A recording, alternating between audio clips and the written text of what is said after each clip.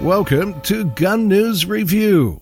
Some media outlets are calling it a loophole. Texas-based company Defense Distributed is now selling plans for 3D printed plastic guns instead of posting them online after they were barred by a judge from doing the latter.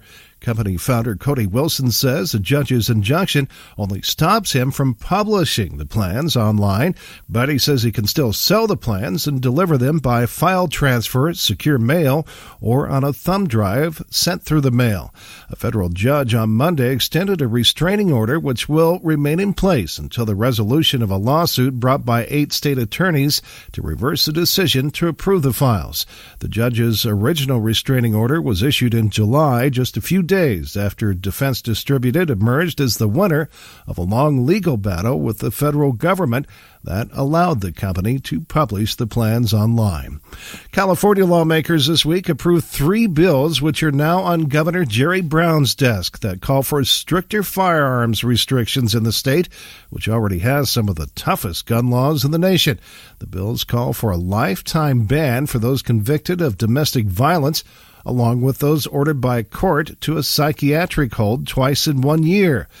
And the other bill requires Californians applying for a concealed gun permit to pass 8 hours of instruction and a live fire test.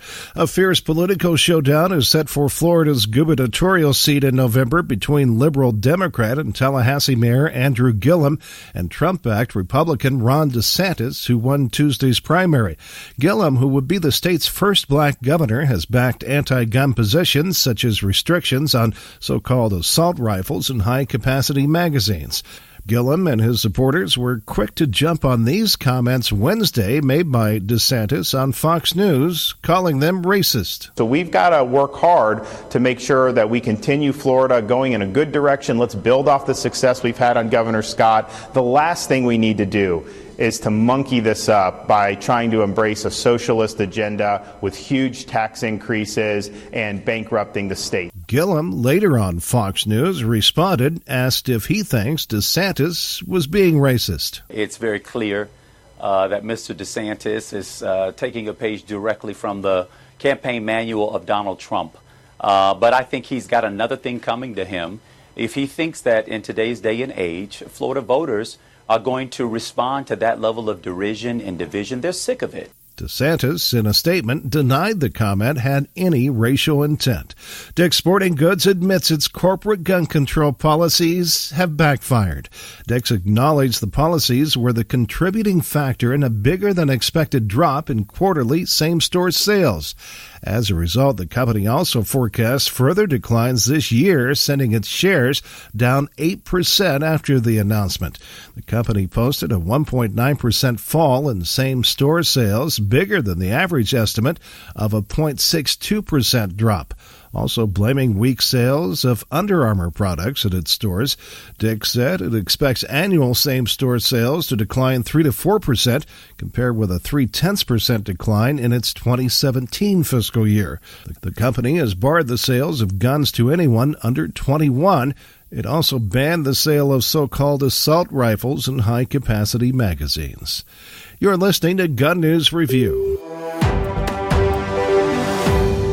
In Rhode Island, Education Commissioner Ken Wagner has banned firearms in all public schools unless they are carried by law enforcement. Wagner says the ban is designed to close what he called a loophole in state law that allows individuals with concealed carry permits to bring guns to schools. But the ban is just an administrative order from Wagner to school districts throughout the state, which means people carrying guns would not face criminal charges if they were found in possession of a firearm in a school. School districts could take disciplinary action against employees for ignoring the ban. The group Gun Owners of Vermont has filed a civil suit over some state laws. The suit filed in Windham Superior Court claims a state statute requiring a federal firearms license to transfer privately and legally owned firearms is unconstitutional. The suit also says the state's ban on the sale and possession of bump stocks is unconstitutional. And finally, the suit seeks to nullify Vermont's statute that sets a minimum age of 21 to purchase any firearm. The civil suit was filed against the Vermont Attorney General's office and the Windham County State's Attorney.